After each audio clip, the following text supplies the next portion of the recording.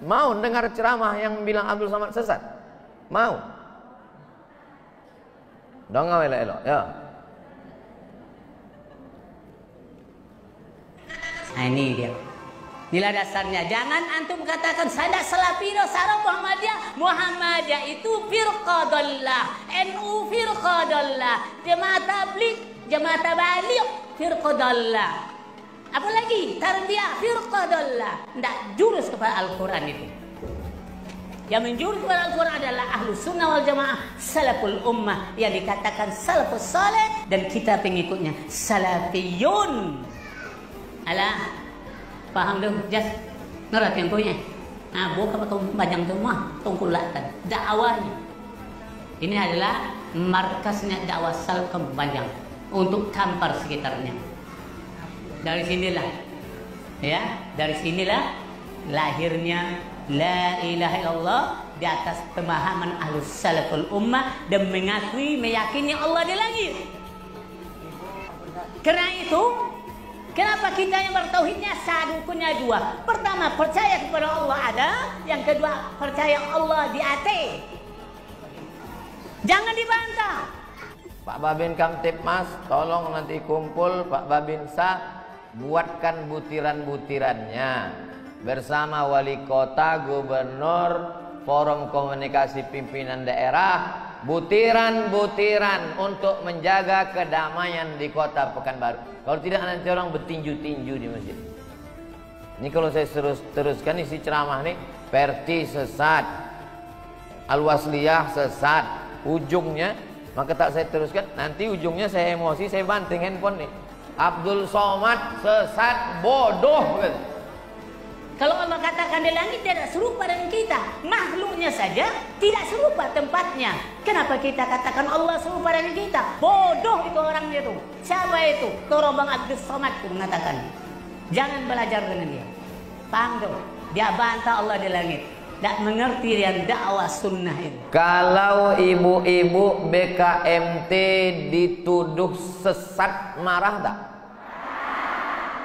Marah.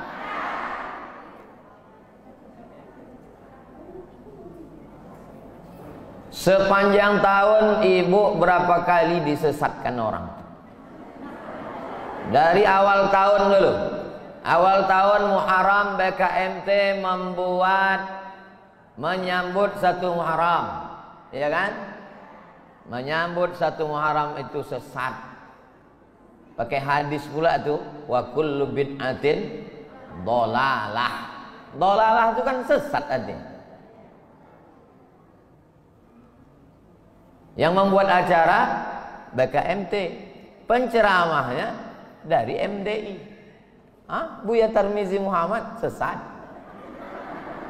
Ibu BKMT sesat. Jadi uang kok serumah kok sesat. Habis bulan Muharram, Safar, Rabiul Awal, apa oleh acara? Maulid sesat. Kullu bid'atin dhalalah, kullu dhalalatin finnar. Siapa yang menyambut satu Muharram sesat. Maulid Nabi sesat. Rabiul Awal, Rabiul Akhir, Jumadil Awal, Jumadil Akhir, Rajab, Sya'ban. Apa dibuat Sya'ban? Nisfu. BKMT membuat nisfu Sya'ban. Sesat. Habis nisfu Sya'ban, menyambut Ramadan. Berkumpul di masjid, bermaaf-maafan, penceramah dari MDI. Sesat. Masuk bulan Ramadan, 17 Ramadan, apa acara? Nuzul Quran. Sesat. Berkumpul-kumpul di masjid ceramah, BKMT membuat Nuzul Quran. Sesat. Dhalalah. Berapa kali selesai? 5. Masuk Idul Fitri, apa acara? Halal bihalal. Sesat. Yang ketujuh tak jadi sesat. Acara melepas jamaah haji karena Covid. Untung datang Covid. Kalau beginilah kehidupan kita di Pekanbaru, hancur kota Pekanbaru. Maka saya senang sekali hari ini hadir semua. Pak Camat, hadir, Babinsa hadir, Babin Kamtipmas hadir, Buya kita yang sekaligus anggota dewan hadir. Maka mesti dibuatkan butiran-butirannya supaya kita di masjid di Pekanbaru tidak saling menyesatkan. Abdul Somad ini sesat. Kenapa BKMT mau mengundang? Mau dengar ceramah yang bilang Abdul Somad sesat? Mau? Dong elok-elok ya.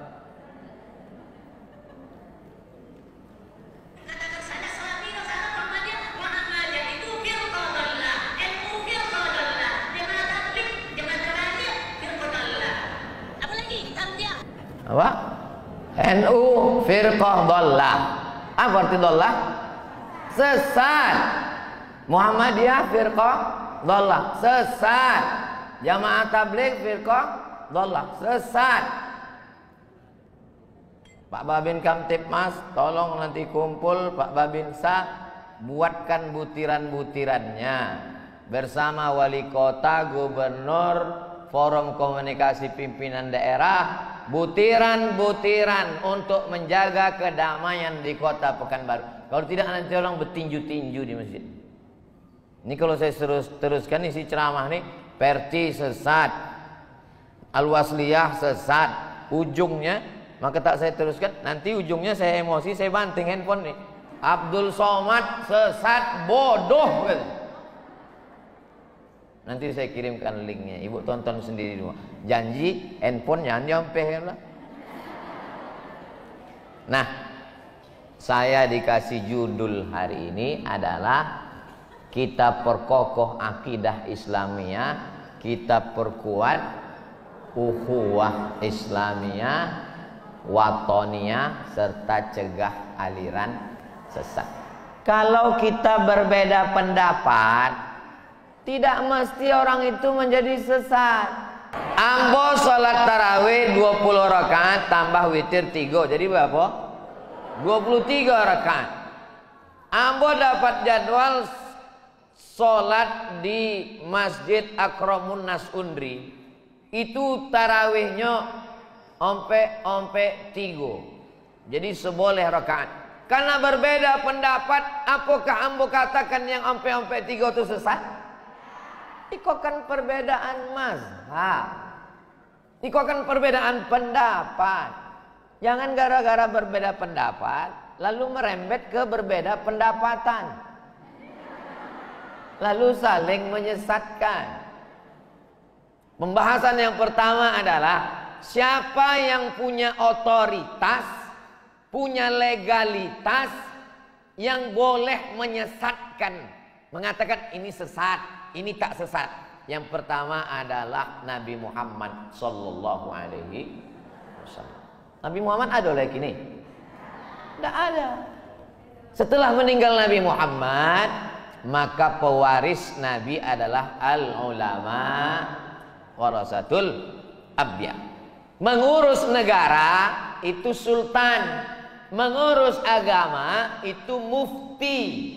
Sultan Siak, Sultan Indragiri, Sultan Pelalawan, Sultan Riau Lingga. 4 sultan Melayu yang besar di Riau.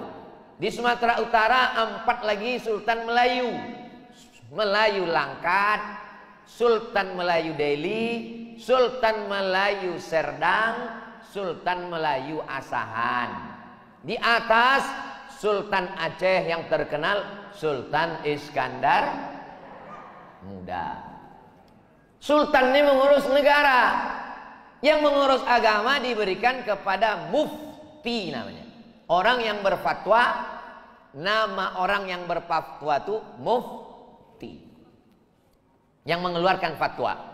1946 Negara Kesatuan Republik Indonesia Merdeka 45, kerajaan-kerajaan Melayu menggabungkan diri ke NKRI.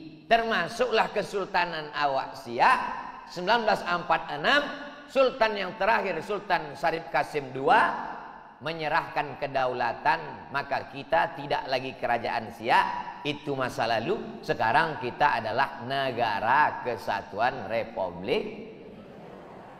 Karena sultan tak ada, mufti pun hilang. Tak ada lagi mufti Siak, mufti Indragiri, mufti Pelalawan, mufti Riau Lingga. Yang muncul ke permukaan adalah organisasi sosial kemasyarakatan. Yang paling tua Muhammadiyah, berdiri tahun 1912. Yang nomor 2 NU 1926. Yang ketiga Perti 1928. Yang keempat Al-Wasliyah 1930. Yang lain-lain ada tapi yang muda ingat. Kalau ormas-ormas ini nanti saling berkonflik, berkelahi, umatnya bingung. Maka perwakilan dari Muhammadiyah, perwakilan dari NU, perwakilan dari Perti, perwakilan dari Persis, perwakilan dari Al-Irsyad, perwakilan dari Persatuan Tarbiyah Islamiyah, perwakilan dari Al-Wasliyah, perwakilan-perwakilan ini duduk bersama, disebut dengan Majelis Ulama Indonesia. Jadi yang duduk di MUI itu adalah perwakilan-perwakilan dari ormas-ormas. Makanya dia disebut Majelis Ulama Indonesia. Sekarang setelah Kesultanan tumbang, kita tak punya mufti. Pertanyaannya, siapakah yang punya otoritas untuk menetapkan sesat tak sesat? Majelis Ulama Indonesia. Diingat elok-elok, ini nanti keluar dalam UAS, ujian akhir semester. Badan Kontak Majelis Taklim. Ini saya ceritakan alurnya dari pangkal. Nanti tiba-tiba orang bertanya, apa kapasitas MUI? Apa otoritas MUI? Ibu sudah bisa jelaskan. Sudah dijelaskan Ustaz Somad kemarin. Kenapa MUI yang punya otoritas? Panjang sejarahnya dari mulai sejarah Melayu. Saking panjangnya, ambo pun tidak ingat. Tapi insya Allah ceramah hari ini direkam. Ini Zoom nih direkam. Tuh, this is meeting is being recorded. Tertulis di sini kok. Pertemuan meeting ini direkam. Itu bahasa awalnya.